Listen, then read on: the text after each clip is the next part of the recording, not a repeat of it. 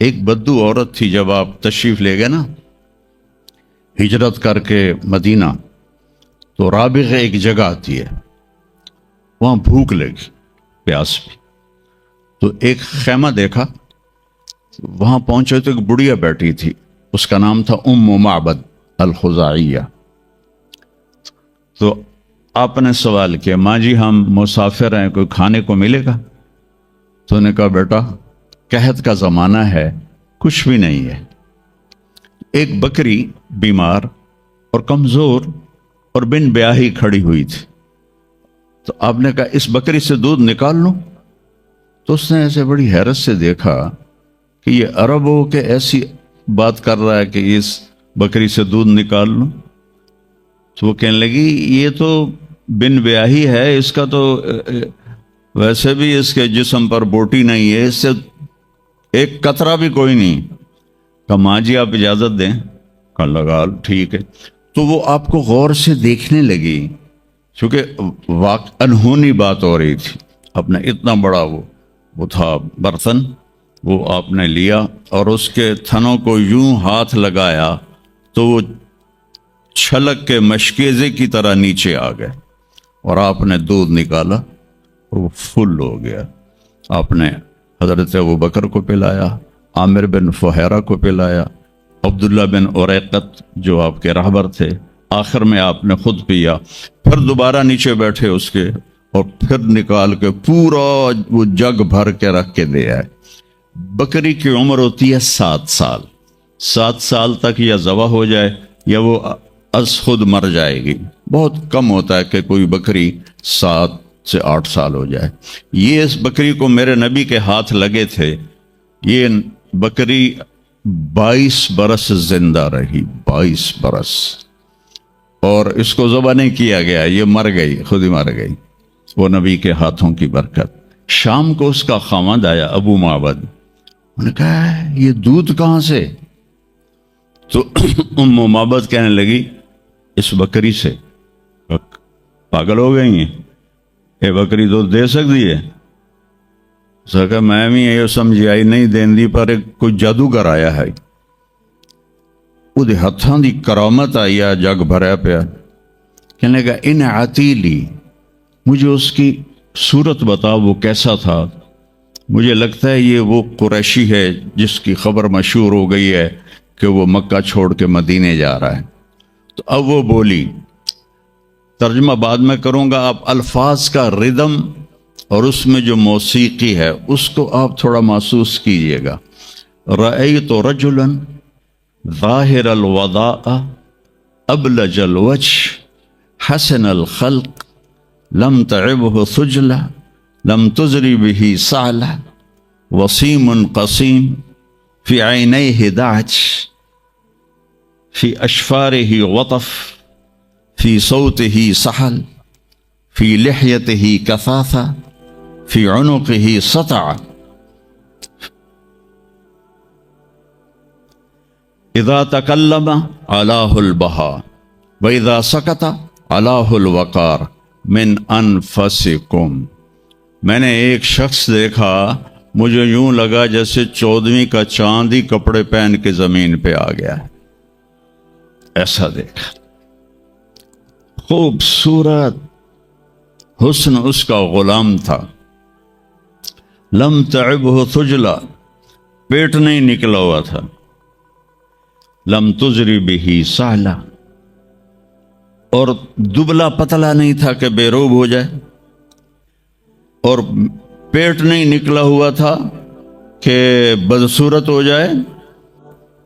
تو میں نے ایک شخص دیکھا جیسے 14ویں کا چاند کپڑے پہن کے نیچے اتر آیا ہو، اور 14ویں کے چاند کی طرح چہرہ چمکتا تھا، کلیوں کی طرح روشن تھا، ماتھا بہت خوبصورت چوڑا تھا، سر بہت خوبصورت سیاہ بڑے بال تھے، اور بھویں بڑی خوبصورت کمان کی طرح، یہاں بال نہیں تھے، یہ جگہ صاف تھی۔ یہ ہماری بچیاں یہاں ان کو لیزر کرواتی ہیں، بھائی تو ان کو مٹاؤ یہاں سے، ہائی ہائی بھی کر دیا تو اے بھی مٹائیں دیا۔ تو تو میرے نبی خود ایسے آپ کی بھویں یہاں تک آ جاتی تھی، یہاں تک، اور آپ کی آنکھ موٹی تھی اور سیاہ تھی اور سرخ ڈورے تھے اور لمبی تھی، اور آپ کی بھویں قدرتی لمبی تھی، لمبی جیسے یہ بچیاں وہ مصنوعی نہیں لگا لیتی، وہ پتہ بھی لگ جاتا ہے مصنوعی ہے تو کی فائدہ ہویا، تو یا تو پتہ نہ لگنے دو، اور جب دور سے نظر آ جاتا ہے کہ کسی اٹھ دی لے کے آ گئی ہے، اونٹ کی بھویں بڑی موٹی ہوتی ہیں اور ڈبل ہوتی ہیں، ڈبل، تو اس لیے میں نے کہا جب میں کیسے اٹھ دی لے کے آ گیا، اور خوبصورت داڑھی تھی، لمبی گردن سراہی دار تھی۔ ایک اور حدیث ساتھ میں لا لوں، سواء البطن و صدر، سینوں اور پیٹ برابر تھا، بعید ما بین المنکبین، کندھے چوڑے تھے، عریض الصدر، سینہ بھی چوڑا تھا، طویل الزندین، ہاتھ لمبے تھے، سائل الاطراف، انگلیاں سیدھی تھیں، رحب الراحہ، ہتھیلی کشادہ تھی، دقیق المسربہ، یہاں بالوں کا ایک تار چلتا تھا اور ناف پہ آ کے ختم ہو جاتا تھا، خمسان الاخمسین، آپ کے پاؤں کی یہ جگہ کافی اوپر اٹھی ہوئی تھی، یہ جگہ یہ اسے پیدل چلنے میں آسانی ہوتی ہے، مسیح القدمین، جو آپ کے پاؤں اس طرح چمکتے تھے جیسے تیل لگا ہوا ہو، ینبو عنہم الماء، اس کے اوپر سے پانی پھسل جاتا تھا، اور اشنب، خوبصورت دانت، براق الثنایا، چمکدار دانت، جب آپ مسکراتے تھے تو آپ کے دانتوں کا نور دیوار پہ پڑتا نظر آتا تھا، سبحان اللہ، کیا جب آپ ایسے بیٹھے ہوتے تھے اور یوں دیکھا کرتے تھے، میری طرف دیکھو غور سے، ایسے کر کے نہیں دیکھتے تھے، چونکہ جب آپ ایسے آنکھ اٹھاتے تھے تو پھر سب روب کی وجہ سے سب کی آنکھیں جھک جاتی تھیں، کسی میں جرت نہیں ہوتی تھی کہ آپ کی آنکھوں میں آنکھیں ڈال کے بات کر سکے، اور اتنے عالی اخلاق تھے، آپ کی عادات تک محفوظ عادات، جب آپ حیران ہوتے تھے تو اپنے ہاتھ کو یوں کرتے تھے، ایسے ایسے، جب آپ کسی کو بلاتے تھے تو ایسے کرتے تھے، یوں نہیں کرتے تھے، انگلی کا اشارہ نہیں کرتے، ایسے کرتے تھے، آپ کو کوئی ادھر سے بلاتا یا رسول اللہ تو آپ یوں نہیں کرتے تھے، ادھر سے یہ مولوی عتیق مجھے کہے مولانا صاحب تو میں کہوں گا جی فرمائیے، میری اتنی اوقات ہے، میرے نبی کو جب ادھر سے کوئی بلاتا یا رسول اللہ اور آپ ایسے بیٹھے ہیں قربان جاؤں، آپ پورا ایسے مڑتے تھے، پھر کہتے تھے جی فرمائیے، کیا ادھر سے کوئی کہتا یا رسول اللہ، پھر آپ ایسے ہوتے تھے جی فرمائیے، وہ کہتا میں نے بات کرنی ہے تو آپ کان یوں لگا دیتے تھے، جب تک وہ بولتا رہتا تھا کبھی آپ نے نہیں کہا کہ جلدی ختم کرو میرا پیریڈ شروع ہونے والا ہے، جلدی ختم کرو، جب تک وہ بولتا تھا آپ یوں کر کے بیٹھے رہتے تھے، اور جب آپ غمگین ہوتے تھے تو داڑھی پکڑ کے یوں بیٹھ جاتے تھے، ایسے بیٹھے، اور تھوڑی دیر کے بعد سر پہ ہاتھ پھیرتے، پھر یوں بیٹھ جاتے تھے، جب آپ خوش ہوتے تھے تو یہاں سے نور نکلتا تھا،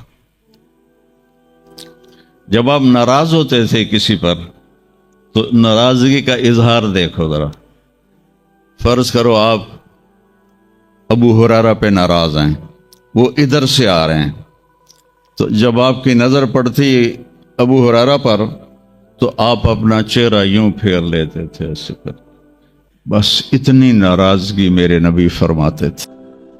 نبوت کے 14ویں برس محرم کا مہینہ داخل ہوا تو ہجرت کی اجازت ہوگی، صحابہ نے اکا دکا مال اہل نکلنا شروع کیا، تو جب ایک اچھی تعداد نکل گئی تو پھر قریش کو فکر ہوا کہ یہ وہاں جمع ہو رہے ہیں، تو انہوں نے مشورہ کیا کہ کچھ کرنا چاہیے۔ تو شیطان بھی انسانی شکل میں آ گیا اور مشورے ہو رہے ہیں، اس کو قید کر دو، تو وہ شیطان اس کو کاٹ دیتا، قید کرو گے تو اس کی قوم ہے، قبیلہ ہے، چھڑا لیں، کہ اس کو مکہ بدر کر دو، مکہ سے نکال دو۔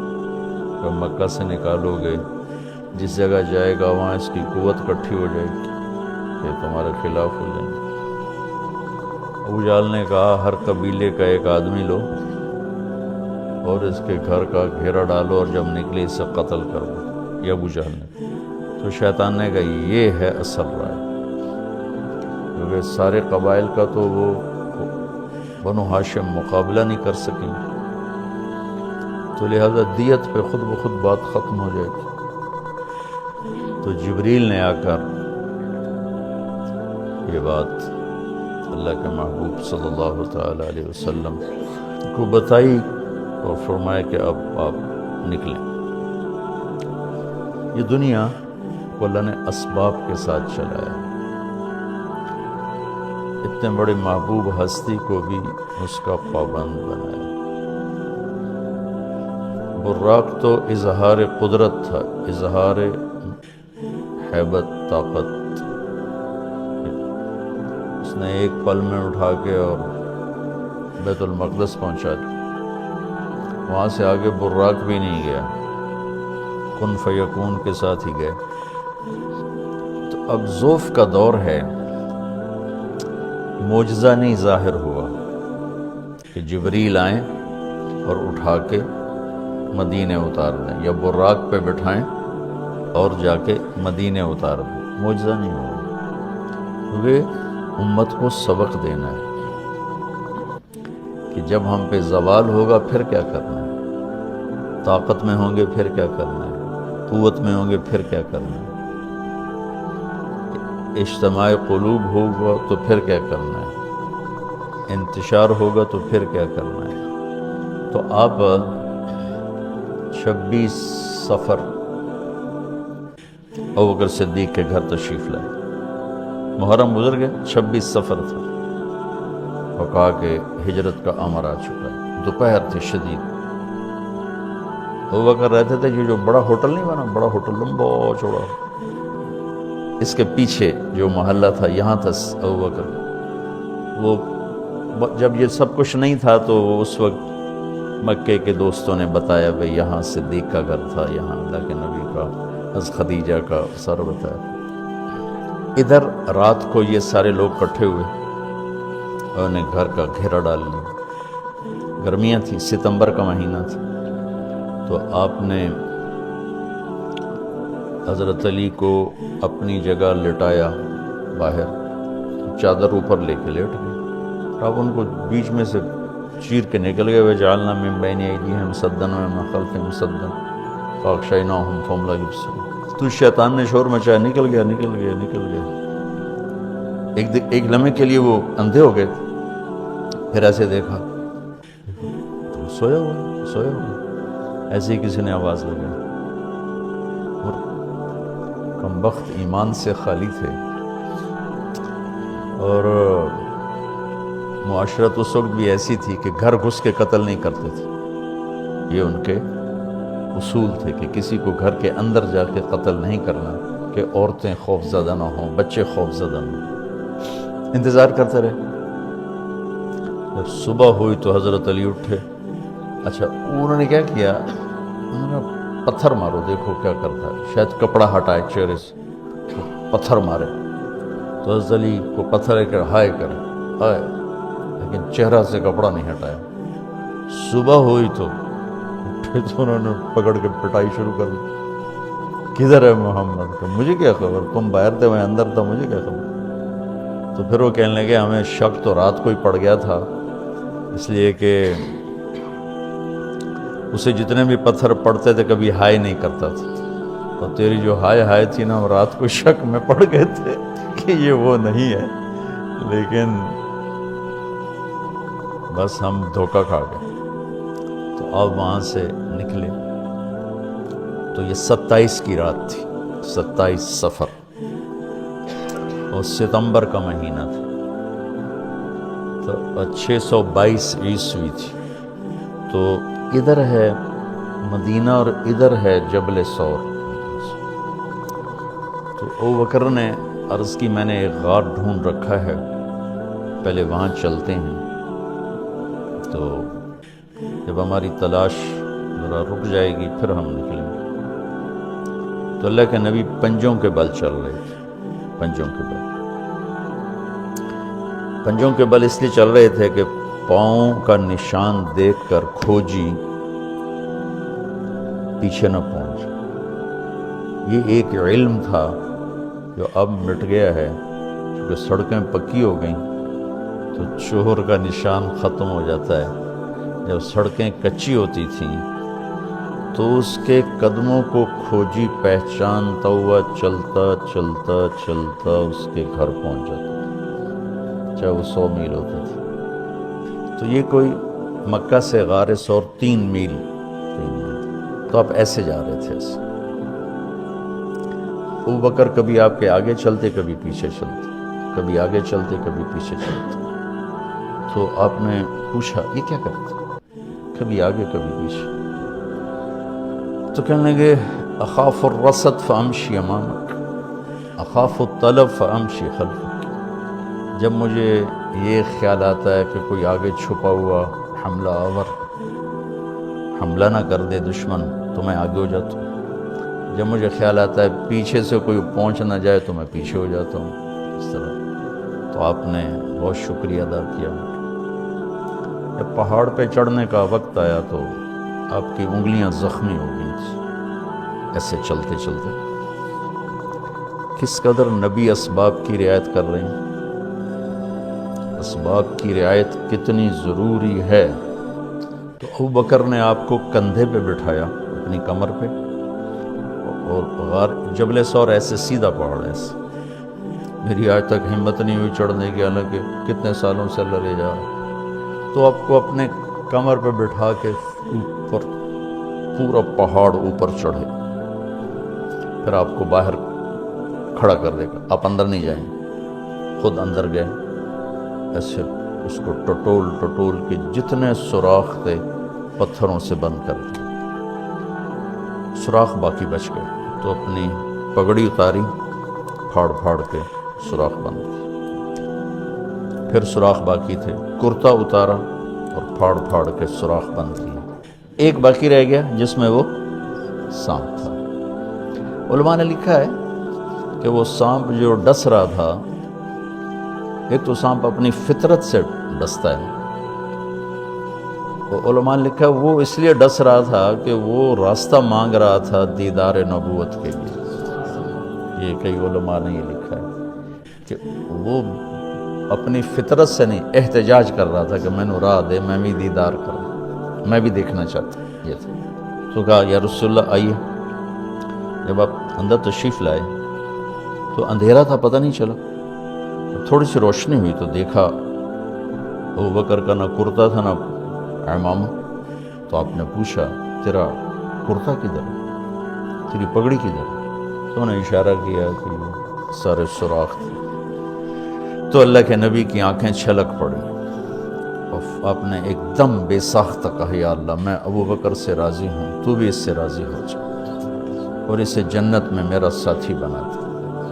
تو اسی وقت جبریل اترے اور آ کر کہا یا رسول اللہ، اللہ تعالیٰ خوشخبری دے رہے ہیں کہ وہ آپ کے ساتھی سے راضی ہو چکے ہیں اور جنت میں یہ آپ کے ساتھی بھی ہیں۔ یہ خوشخبری ہے کہ یہ جنت میں آپ کے ساتھی ہیں۔ تو انہوں نے قریش نے کھوجی بلا لی، تو انہوں نے وہ انگلیاں پکڑ لیں اور ان انگلیوں پہ چلتے چلتے چلتے جبل ثور پہنچا دیا۔ تو اللہ نے ان کے آنے سے پہلے غار کا دہانہ بڑا ہے، ایک بیل اس کے بیچ میں مکڑیوں نے جالے پھیلا دیے، ایک کبوتری نے تن کے رکھ کے انڈے دے دی، تو ان کے جانے سے پہلے 2 کام ہو چکے تھے۔